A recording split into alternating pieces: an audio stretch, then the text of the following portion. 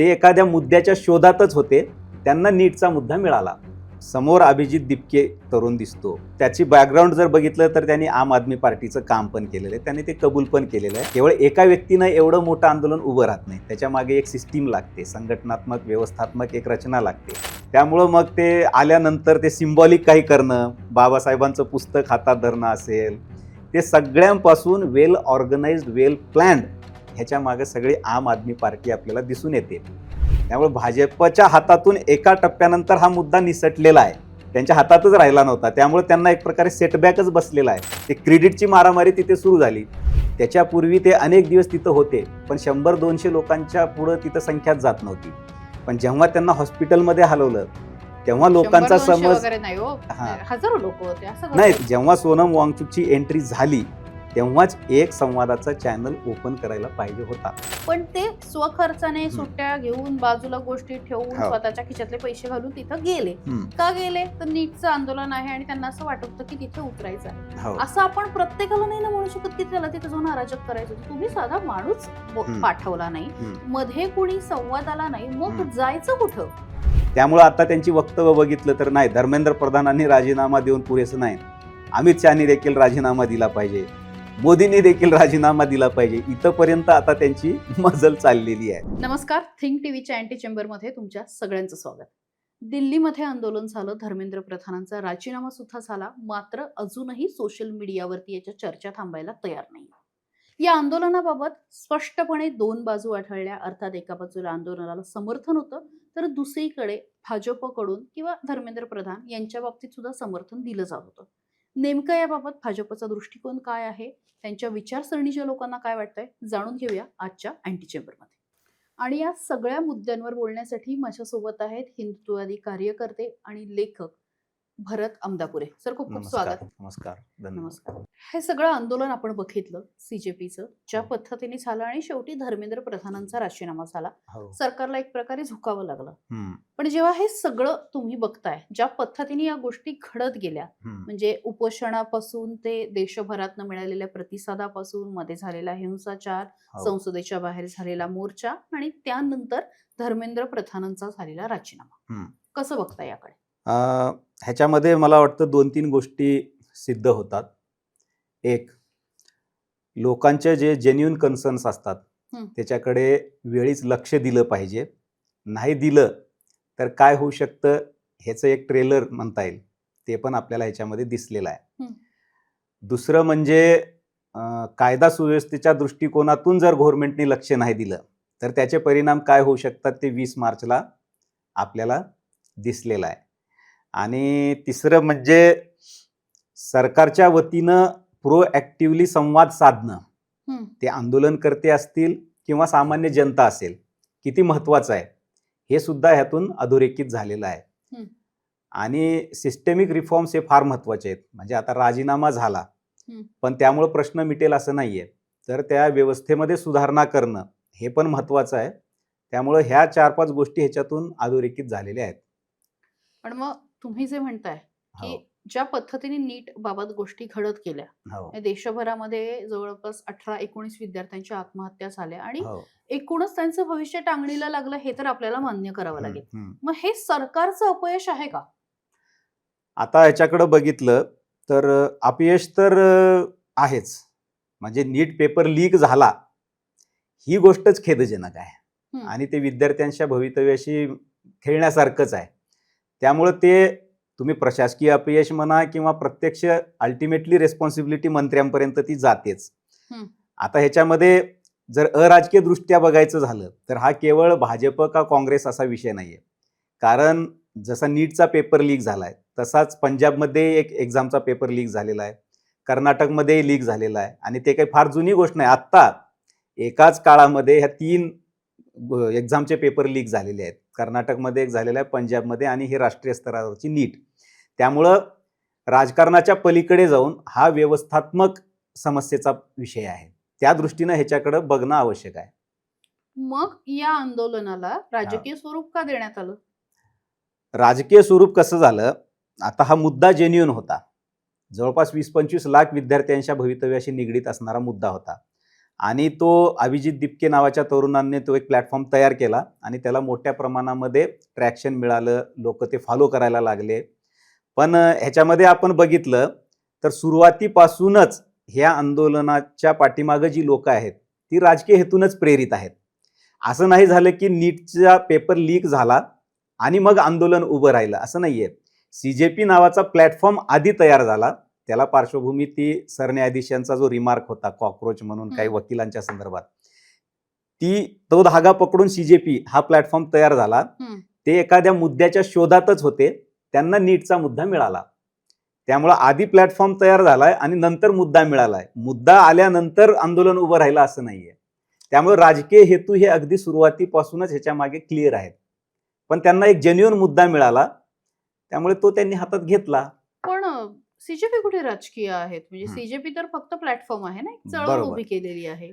आता कसं आहे, समोर अभिजित दिपके तरुण दिसतो, त्याची बॅकग्राऊंड जर बघितलं तर त्यांनी आम आदमी पार्टीचं काम पण केलेलं आहे, त्यांनी ते कबूल पण केलेलं आहे आणि त्यांनी स्पष्टपणे सांगितलं की हो मी होतो संबंधित, पण आता फार माझा संबंध नाही, असं त्यांनी स्पष्टीकरण दिलेलं आहे. तरी ह्याच्या मागं जे केवळ एका व्यक्तीनं एवढं मोठं आंदोलन उभं राहत नाही, त्याच्या मागे एक सिस्टीम लागते, संघटनात्मक व्यवस्थात्मक एक रचना लागते आणि त्याला सपोर्ट करणारे घटक होतेच. जे स्पष्ट समोर दिसत नसले तरी आपल्याला ते सहज कोणालाही दिसून येतच. उदाहरणार्थ आता आम आदमी पक्ष हा सुरुवातीपासूनच ह्याच्या पाठीमागे सपोर्टमध्ये आहे. जेव्हा त्यांनी तो प्लॅटफॉर्म तयार केला तेव्हा नसेल कदाचित, पण जेव्हा ह्या गोष्टीला लोकांमध्ये एक सहानुभूती आहे हे लक्षात आल्यानंतर आणि CJPला मोठ्या प्रमाणात फॉलोईंग मिळतंय हे लक्षात आल्यानंतर आम आदमी पार्टीच्या लोकांनी त्याला बॅकिंग द्यायला सुरुवात केलं. मग ते अभिजित दिल्लीत येणार, मग आंदोलनाला बसणार, मग त्याची पाठीमागची सगळी व्यवस्था कोण पाहणार, हे सगळे विषय असतात ना. आंदोलन उभं करणं एवढं सोपं नसतं. त्यामुळं मग ते आल्यानंतर ते सिम्बॉलिक काही करणं, बाबासाहेबांचं पुस्तक हातात धरणं असेल, ते सगळ्यांपासून वेल ऑर्गनाइज्ड, वेल प्लॅन्ड ह्याच्या मागे सगळी आम आदमी पार्टी आपल्याला दिसून येते. आणि आम आदमी पार्टीशी संबंधित असलेले काही इन्फ्लुएन्सर्स, आता ते ध्रुव राठी वगैरे वगैरे, त्यांनी काही कार्यकर्ते जोडून दिले जे प्रवक्ते म्हणून समोर आले ह्याच्यामध्ये, तो दास रांका वगैरे हे सगळी मंडळी. तर ते आम आदमी पार्टी पाठीमागं पूर्णपणे भक्कमपणे ह्याच्या सुरुवातीपासूनच उभी आहे. ह्याला तर पहिल्यापासून म्हणजे अनेकांचं हेही म्हणणं आहे की अमित शहाची BJPची टीम बी आहे दिपके, की कुठेतरी विरोधक कमी करायचे. म्हणजे राहुल गांधी किंवा काँग्रेस असू द्या किंवा आता फॉर एक्झाम्पल आप आहे, तर हे कुठेतरी देशांतर्गत जे सेट झालेले विरोधक आहेत त्यांना उभं न करता किंवा त्यांना संधी न देता CJP सारख्या नवख्या दिपके सारख्या माणसाला पुढे आणायचं आणि विरोधकांचा जो शेअर आहे तो कमी करायचा, असंही एक बोललं जातं किंवा असंही काहींचं म्हणणं आहे. नाही, आता ही कशी आहे, ही कॉन्स्पिरसी थिअरीज आहेत ह्या सगळ्या, ह्याच्यात काही तथ्य नाहीये. कारण हे का बोललं जातंय असं की हे BJPची बी टीम आहे, तर त्यांना वाटतं म्हणजे ही जी फिनॉमिनॉन आहे CJP नावाची, त्याचा अल्टिमेटली राजकीय फायदा कोणाला होईल, ह्या विश्लेषणातून अशा थिअरीज समोर आणल्या जातात. पण हे भाजपनं घडवून आणलंय असं मुळीच नाहीये. किंबहुना जे अराजक माजलं आणि त्यानंतर जो राजीनामा घ्यावा लागला, नाही इतकं तोट्याचं राजकारण भाजप नाही करणार. आणि एक प्रकारे भाजप बॅकफूटवर गेलेली आहे ना, समर्थकामध्ये प्रचंड अस्वस्थता आहे. त्यामुळे स्वतःहून आपल्या पायावर धोंडा कशाला मारून घेईल भाजप. त्यामुळे भाजपच्या हातातून एका टप्प्यानंतर हा मुद्दा निसटलेला आहे, त्यांच्या हातातच राहिला नव्हता. त्यामुळे त्यांना एक प्रकारे सेटबॅकच बसलेला आहे. त्यामुळे भाजपनं घडवून आणलेलं नाहीये. आता हे विरोधकांमध्ये स्पर्धा लागली, आम आदमी पार्टी अगदी सुरुवातीपासून बॅकिंग देते, सगळा सपोर्ट उभं करते आणि ऐन वेळेला राहुल गांधी येऊन प्रधानमंत्र्यांच्या घरासमोर जाऊन आंदोलन करतात, तेव्हा आम आदमी पार्टीमध्ये एक अस्वस्थता निर्माण झाली की हे क्रेडिट खायला लागले काय आपलं.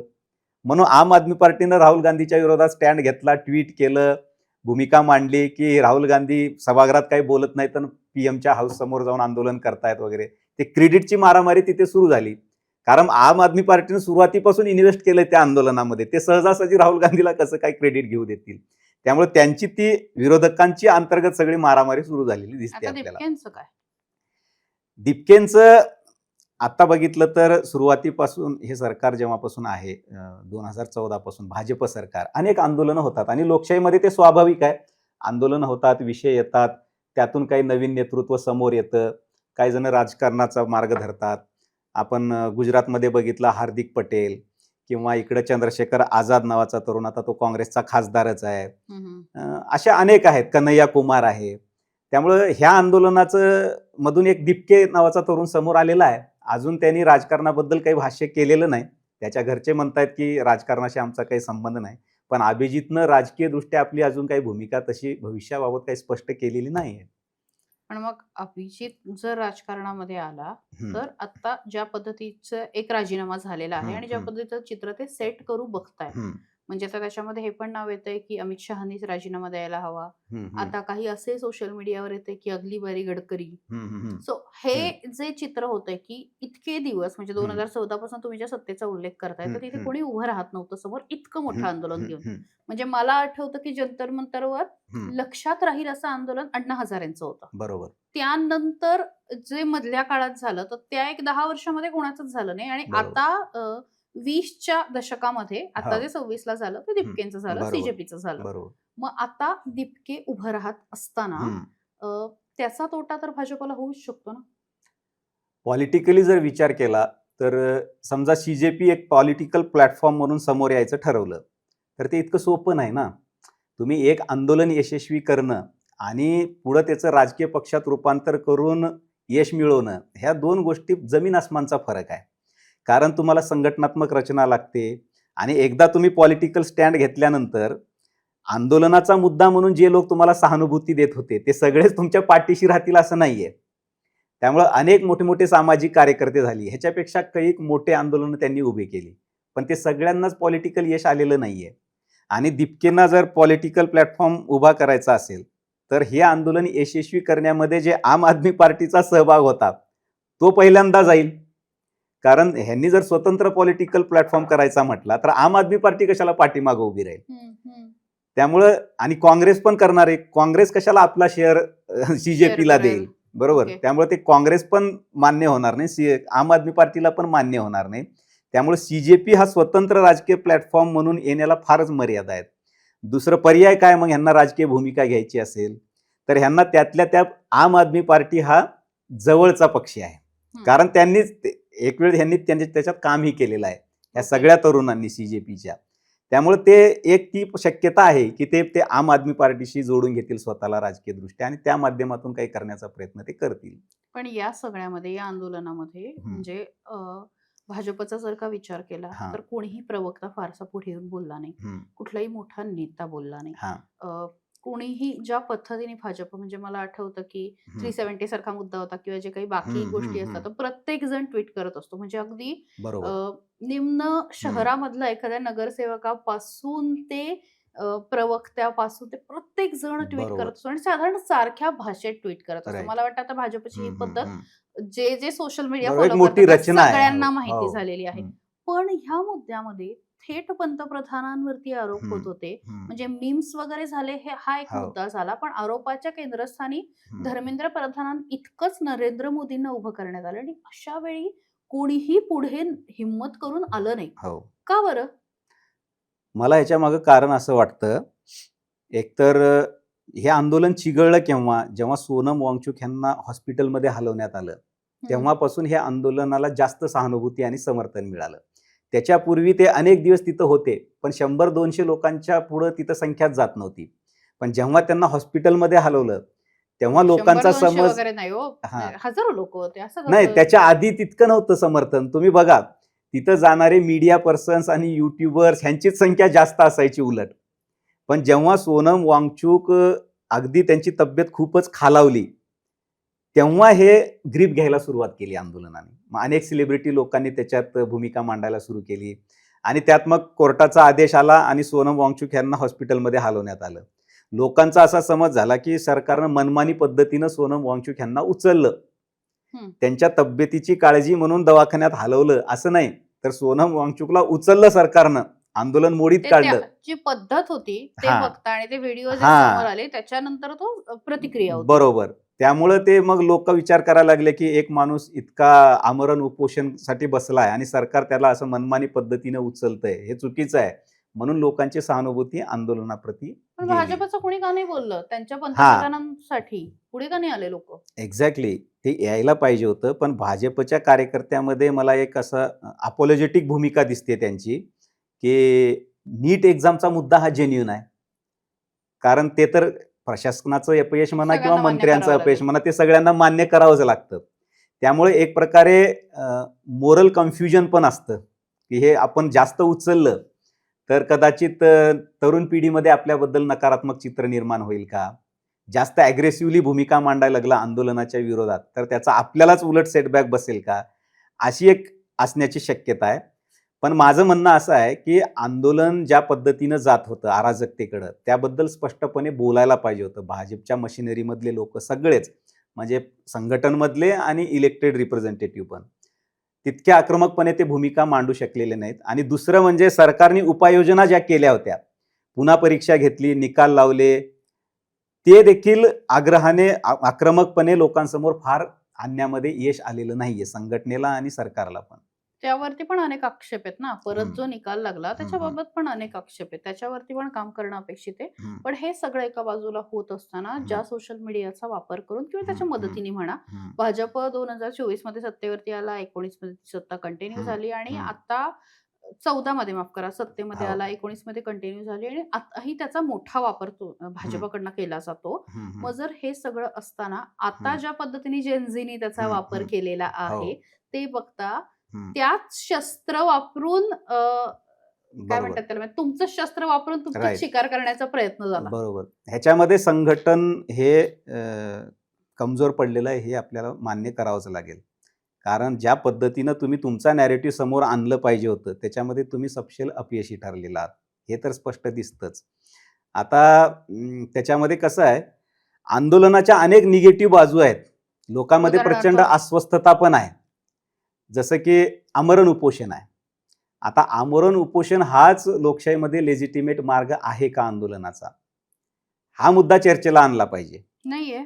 नाहीये, बिलकुल नाहीये. आमरण उपोषण हा कन्सेप्ट संविधानिक लोकशाहीमध्ये असू शकत नाही. इव्हन बाबासाहेबांनी देखील म्हटलेलं आहे, की हे आमरण उपोषण दुसरं-तिसरं काही नसून हा ब्लॅकमेलिंगचा प्रकार आहे आणि हे अँटी डेमोक्रेटिक आहे. लोकशाहीमध्ये असं होऊ शकत नाही. संविधानाच्या चौकटीत ते बसत नाही. पण स्वातंत्र्य आहे ना, की मी अन्न ग्रहण करायचं की नाही हा माझा तो आत्महत्याचा वैयक्तिक प्रयत्न आहे आणि आत्महत्या हा कायद्यानं गुन्हा आहे. त्यामुळे सरकारला अधिकार आहे, की तुम्हाला तुमच्या आरोग्याची काळजी करण्यासाठी तुम्हाला उचलून दवाखान्यामध्ये भरती करणं, हं. हा सरकारला अधिकार आहे. आणि त्यासाठीच कोर्टानं आदेश दिला होता ना, की ह्यांच्या जीविताला धोका निर्माण झालाय, तुम्ही लवकरात लवकर ह्यांच्यावर उपचार करा. कोर्टाचा आदेश येईपर्यंत सरकारने आधी पावलं का नाही उचलली? बरोबर. हे एक लूपहोल राहिलेला आहे. सरकारने वेळीच हस्तक्षेप करून ते जेव्हा जास्तच पुढं चाललं होतं उपोषण, चर्चेला कोणीच गेलं एक नाही. चॅनल ओपन करायला पाहिजे होता. हां. ते नाही झालं. कोर्टाचा आदेश आल्यानंतर मग सोनम वांगचूक यांना दवाखान्यामध्ये हलवण्यात आलेलं आता आहे. फडणवीस विखे पाटलांसारखं चॅनल वापरून जरांगेंपर्यंत पोहोचतातच ना, म्हणजे बरोबर. चर्चेसाठी एक चॅनल ओपन केलंच ना. मग बरोबर. तसं तिकडे वांगचूक असू द्या किंवा दीपके किंवा बरोबर. हे जे सगळे लोक हं. त्यांच्यासाठी एक चॅनल ओपन नाही झालं. त्याच्यामागे कारणं मला अशी दिसतात. सुरुवातीला सरकारला काय वाटलं, हे आंदोलन इतकं पुढे जाणार नाही. आम्ही पुन्हा परीक्षा घेतलेली आहे, त्याचा निकालही लावलेला आहे. त्यामुळे हे आंदोलन इतकं वाढणार नाही, हं. असं सरकारचं अँटिसिपेशन असावं. हं. म्हणून त्यांनी सुरुवातीला ह्याच्याकडे दुर्लक्ष केलं. इव्हन दीपके जेव्हा दिल्लीमध्ये आला, तेव्हा त्याला पोलिसांनी तिथं परमिशन घेऊन पोलीस उभे होते, की तुम्ही आंदोलन करा, जंतर मंतरवर जा. नाहीतर नॉर्मल प्रक्रियामध्ये काय होतं, की आंदोलनकर्त्यांना पोलीस स्टेशनला जावं लागतं, परमिशन घ्यावी लागते आणि मग आंदोलन करावं लागतं. पण इथं पोलीसच परमिशन घेऊन तयार होते. हं. ह्याच्यामागं कारण मला असं वाटतं, की दीपके दिल्लीत येण्याच्या आधी विरोधकांनी असं वातावरण तयार केलं होतं, की दीपके जर इथे आला, तर त्याला सरकार अटक करेल आणि आंदोलनच करू देणार नाही. हे आंदोलन सुरू होण्याच्या आधीच संपून जाईल किंवा शासन संपवून टाकेल. अशा प्रकारची हुकुमशाही या भारतामध्ये आलेली आहे, असं चित्र निर्माण केलं होतं. मग सरकारला वाटलं असेल, की आपणच स्वतःहून त्याला आंदोलनाला प्रोत्साहन देऊया. जा तू बस बाबा, आम्ही काही हुकुमशहा नाही आहोत. हे विरोधक जे प्रोपगंडा करतायत, फ्रीडम ऑफ स्पीच राहिलं नाही, आंदोलन करण्याचा अधिकार नाही, कोणीही विरोधात बोलू शकत नाही. त्याला परत पुष्टी मिळायला नको म्हणून स्वतःच प्रोएक्टिव्हली सरकारनंच ही घी परमिशन आणि बस आंदोलनाला, अशी भूमिका घेतली. हं. त्याच्यामागे त्यांचं कॅल्क्युलेशन असं असेल, की एकतर आपण लोकशाही मूल्यांशी प्रामाणिक आहोत हे सिद्ध होईल. दुसरं म्हणजे हे आंदोलन फार वाढणार नाही, असाही हं. त्यांचा अंदाज हं. असेल. पण जेव्हा सोनम वांगचूकची एंट्री झाली, तेव्हा हळूहळू हे आंदोलन ग्रीप घ्यायला लागलं आणि जेव्हा त्यांना रुग्णालयात हलवलं, तेव्हा तर ते फारच आउट ऑफ प्रोपोर्शन वाढलं मग. हम्म. पण जेव्हा सोनम वांगचुकची एंट्री झाली तेव्हाच एक संवादाचा चॅनल ओपन करायला पाहिजे होता. ते लूपहोल राहिलेलं आहे. सरकारकडनं तिथे दुर्लक्ष झालेलं आहे आणि निश्चितच. राजीनामा घ्यायला उशीर झाला का? राजीनाम्याचा जर मुद्दा बघितला आपण तर राजीनामा घेतलाच पाहिजे असं कोणताही शहाणा माणूस म्हणणार नाही. आता अकाउंटेबिलिटी आणि का रेस्पॉन्सिबिलिटी नाही म्हणणार? स्वीकारून राजीनामा घेणं हा एक मुद्दा आहे. पण शेवटी राजीनाम्यातून फार काही साध्य होत नाही. एक मंत्री जातो, दुसरा येतो. सगळ्यात महत्त्वाचं काय आहे की सभागृहामध्ये चर्चा होणं, त्याच्यावर कायदा असेल किंवा ज्या काही व्यवस्थात्मक सुधारणा असतील त्या जास्त महत्त्वाच्या आहेत. पण फोकस हा प्रधानच राजीनामा दिला पाहिजे ह्याच्यावर राहिला. आता सुरुवातीला सरकार काही राजीनामा घेण्याच्या मूडमध्ये होतं असं दिसत नाही. पण जेव्हा ते 20 मार्चचा सगळा दंगा झाला आणि असं परसेप्शन गेलं की सरकारनं सामान्य विद्यार्थ्यावर लाठीचार्ज केलेला आहे आणि ते सामान्य विद्यार्थ्यामध्ये म्हणजे ज्यांचा राजकारणाशी काही संबंध नाही त्याच्यामध्ये देखील आंदोलनाप्रती फार मोठी सहानुभूती निर्माण व्हायला लागली आणि ती आता फारच वाढते असं दिसल्यानंतर सरकारने ठीक आहे आपण आता राजीनामा घेऊ असं ठरवलेलं दिसतंय.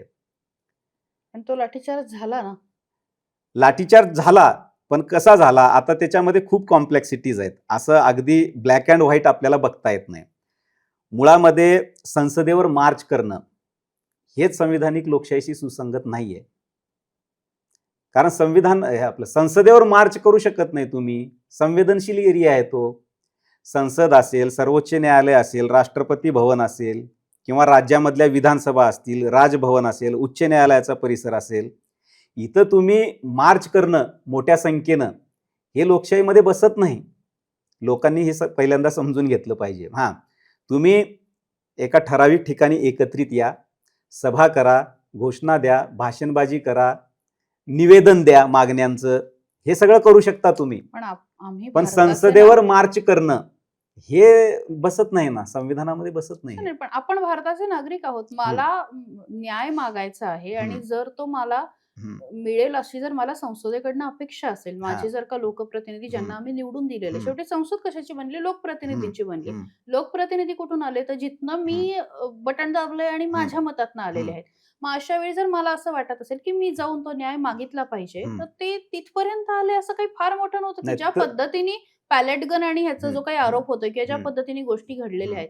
मी हेही मान्य करते की एकीकडे पोलिसांनाही लागलं, त्यांनाही धक्काबुक्की झाली किंवा उत्तर प्रत्युत्तर जे काही झालं.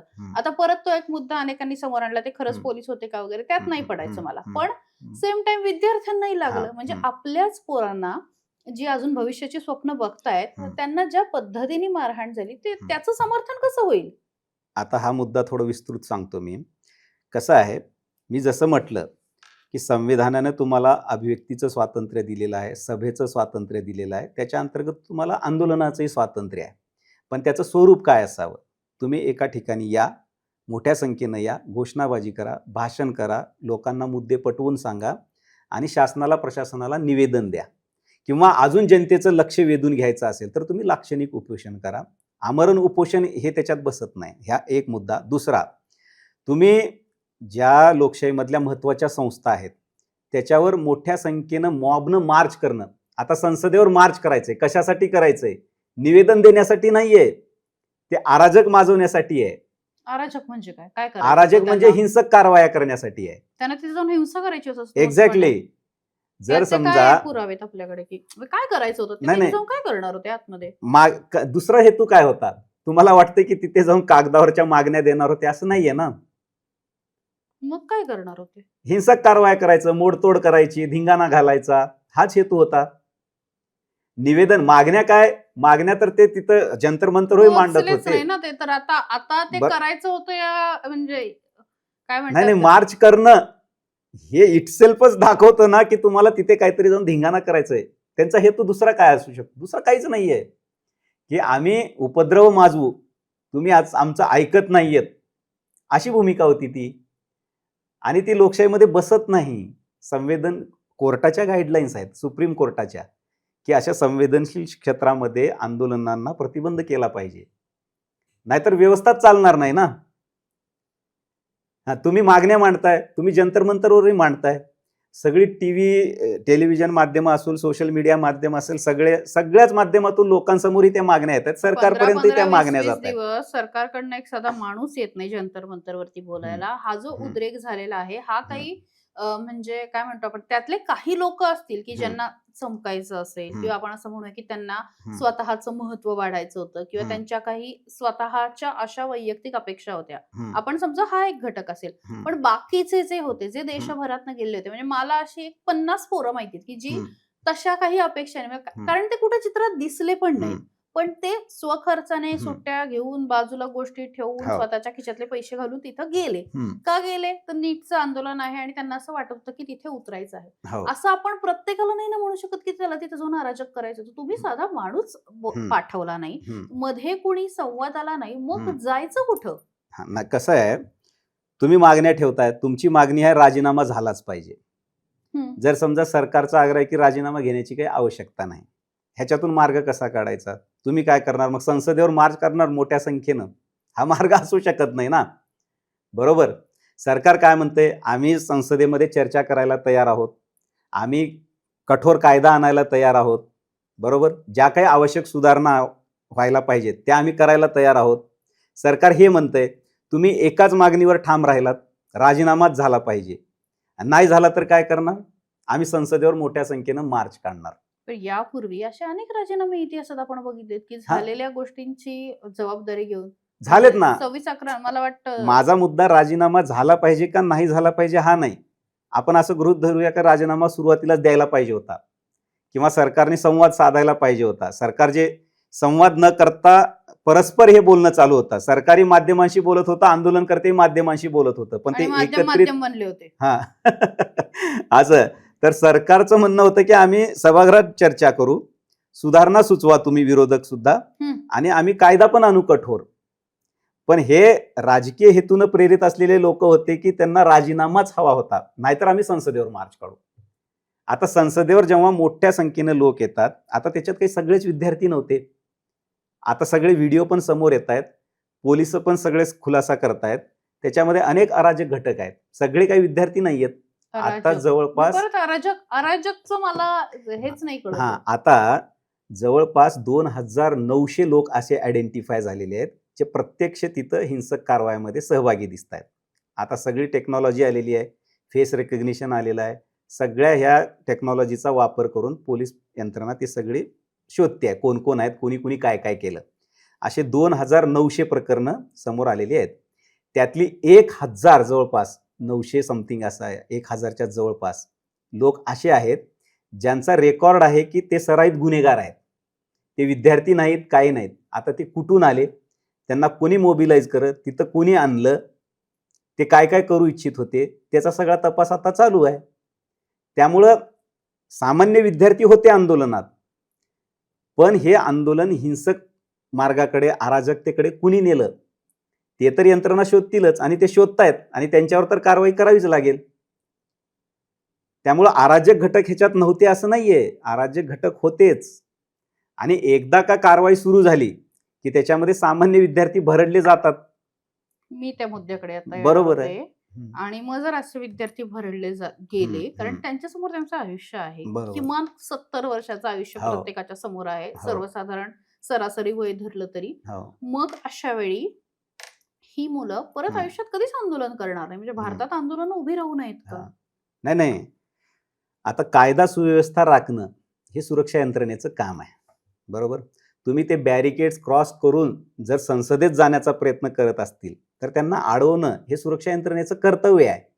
सुरुवातीला त्यांनी सेक्शन 144 लावून बघितला, नंतर ते अश्रुधूर सोडून बघितलं, नंतर लाठीचार्ज करून बघितला, तरी ऐकत नव्हते. मग पॅलेट गन वापरून बघितलं. नाही, पॅलेट गन हे 2-3 प्रकरणं दिसत आहेत आपल्याला, त्याच्यामध्ये डिटेल जावं लागेल, असं जनरलाइज नाही करता येणार. आता त्याच्यात दोन्ही बाजू आहेत, दोन्ही प्रकारचे व्हिडिओ समोर येत आहेत, त्यामुळे ते कोर्टामध्ये सगळं बघून सगळ्या अँगलनं विचार करून ते ठरवेल. आता आपल्या समोर आपण लगेच असं म्हणू शकत नाही की आंदोलकांनी किती हल्ले केले आणि पोलिसांनी किती हल्ला केला, पण तिथे अराजक माजलं, हिंसाचार झाला, ही वस्तुस्थिती आहे. आणि आंदोलनकर्त्यामध्ये सगळेच काही विद्यार्थी नव्हते, त्याच्यामध्ये राजकीय हेतू असणारे, ज्यांना हिंसा घडवायचीच होती, असे काही घटक होते.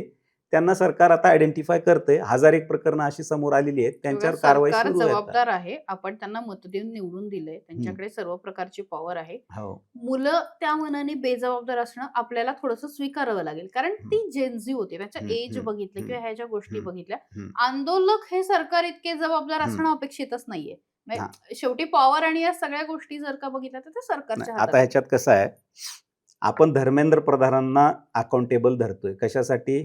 नीट एक्झामचा पेपर लीक झाला, हम्म. बरोबर, आणि त्या खात्याचे सर्वोच्च पदावर असलेले मंत्री आहेत म्हणून. हम्म. आता आंदोलन करत असताना आंदोलनाची दिशा काय राहील, त्याचं स्वरूप काय राहील, ह्याची अकाउंटेबिलिटी आंदोलनाच्या नेतृत्वावर येते. म्हणजे दिपके दिपके आणि त्याची ते मित्रमंडळी, बरोबर, रांकावर रांका दास वगैरे ती सगळी, त्यांच्यावर ही जबाबदारी येतेच. तुम्ही असं म्हणू शकत नाही की मंत्र्याचा अकाउंटेबिलिटी हा राजीनामा दिला पाहिजे आणि आंदोलन कुठल्या दिशेला जाईल त्याच्याबद्दल आमची काहीच अकाउंटेबिलिटी नाही, असं नसतं. वन वे ट्रॅफिक कसं काय असेल, तुम्हालाही जबाबदारी घ्यावी लागेल, बरोबर. तुम्ही अन्नाचं आंदोलन बघा, त्याच्यामध्ये जबाबदार मंडळी होती सगळी. ते आंदोलन भरकटलं नाही कुठेच, त्याच्यात हिंसाचार माजला नाही. इथे कसं होतं, कारण अनुभवहीन ते- नेतृत्व किंबहुना नेतृत्वहीनच आंदोलन असं म्हणावं लागेल. ह्यांना आता जबाबदारी घ्यायची नाही. बरं, आता हे काय म्हणतायत, कुणी हिंसाचार केला त्याला आम्ही जबाबदार नाही आहोत. बरं, तुम्ही जबाबदार नाही आहेत ना, मग जे हिंसाचार केलेले आहेत, ज्यांची ओळख पटती आहे, त्यांच्यावर कारवाई होत असेल तर तुम्हाला काय आक्षेप आहे? मग तुम्ही पण जर सरकार म्हणाल होतं ना की आम्ही कोणावरही कारवाई करणार नाही, गुन्हे दाखल करणार नाही. नाही, सरकारनं तसं म्हटलं नाही. सर्वावर कुणावरच दाखल करणार नाही असं नाहीये. बरं, त्याला लिगल स्टँडिंग काहीच नाहीये ना. समजा मंत्री आणि ते आंदोलन करते एका ठिकाणी म्हणतायत की नाही, आम्ही हे म्हणतायत की कोणावरही कारवाई करू नका, आणि सरकारमधले मंत्री म्हणतायत की हो आम्ही करणार नाही. त्याला लिगल स्टँडिंग काय आहे? थोडक्यात आश्वासन होतं ते फक्त. त्याला काहीच कायदेशीर त्याला हेच व्हॅल्यू काहीच नाहीये. कोर्टात त्याला काहीच व्हॅल्यू नाहीये. मंत्र्यांनी आम्हाला सांगितलं होतं, त्याला काही अर्थ नाहीये.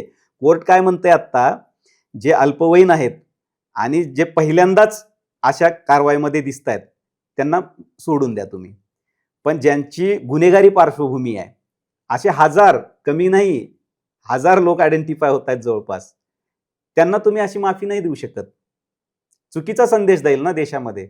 कुणी उठेल, मोठ्या मॉबनं येईल, मग ती लोकशाही नाही, ती झुंडशाही होईल. त्यामुळे हा जर पायंडा पडू द्यायचा नसेल तर तुम्हाला त्यात इन्व्हॉल्ड असलेल्या ह्या गुन्हेगार प्रवृत्तीवर कारवाई करावीच लागेल. ठीक आहे, गुन्हेगार प्रवृत्तीवर कारवाई करावीच करावी लागेल, लागेल. मान्य हो. आहे. कारण हा, जे अल्पवयीन आहेत आणि जे पहिल्यांदाच म्हणजे हेतुपूर्वक नाही पण त्या सगळ्या ह्याच्यामध्ये भरडले गेलेत, त्यांना तुम्ही सोडून देऊ शकता आणि ते न्याय पण आहे ना. आता हे जे अल्पवयीन आहेत हो. किंवा जेनझी आहेत, हो.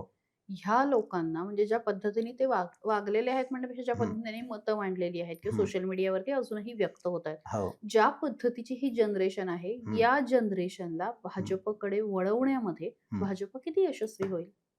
आता हा पॉलिटिकल मुद्दा आहे. आता ह्याच्यामध्ये ह्या आंदोलनामध्ये जे सगळे सहभागी झाले होते, निश्चितच त्याच्यामध्ये जेनझी मधले विद्यार्थी होते, पण ते सगळेच जेनझीचं ते मत आहे असं जनरलाइज पण करता येत नाही. अनेक विद्यार्थ्यांची भूमिका अशी आहे की सरकारने योग्य त्या उपाययोजना केल्या होत्या, मग पुन्हा एवढ्या मोठ्या प्रमाणामध्ये आंदोलन करणं किंवा त्याला राजकीय स्वरूप देणं हे फार गरजेचं होतं असं नाही, अशी भूमिका असणारे जेनझीज आहेत ना, त्यांचेही व्हिडिओ समोर येत आहेत, ते पण व्यक्त होत आहेत. त्यामुळं आंदोलनकर्त्यामध्ये जेनझी असले तरी ते देशभरातल्या जेनझीचं तेच ओपिनियन आहे. किंवा ती आता त्यांनी काही अश्लील शिव्या दिल्या पंतप्रधानांना, काही लोक म्हणतात जेनझी बिघडली. ते काही लोक आहेत म्हणजे ती जेनझी सगळी जनरलाइज करता येत नाही, सगळेच काही शिवीगाळ करणारी जेनझी आहे असं नाहीये. त्यामुळं राजकीय दृष्ट्या भाजपपासून जेनझी दूर जाते का किंवा भाजप संवाद साधू शकत नाही का, ते आपण ह्या आंदोलनावरून कंक्लूड करू शकत नाही. आता कालच मुंबईला एक मोठं मेळावा झाला देवेंद्र फडणवीसांच्या उपस्थितीत, ड्रग्ज फ्री भारत असं काहीतरी. मोठ्या प्रमाणात हे तरुण होते, 18 ते 22-23 वर्षातली, ती जेनझीच आहे सगळी. त्यामुळं संपूर्ण जेनझी ही काय भाजप विरोधी सेंटिमेंट तयार झालंय असं काही नाही.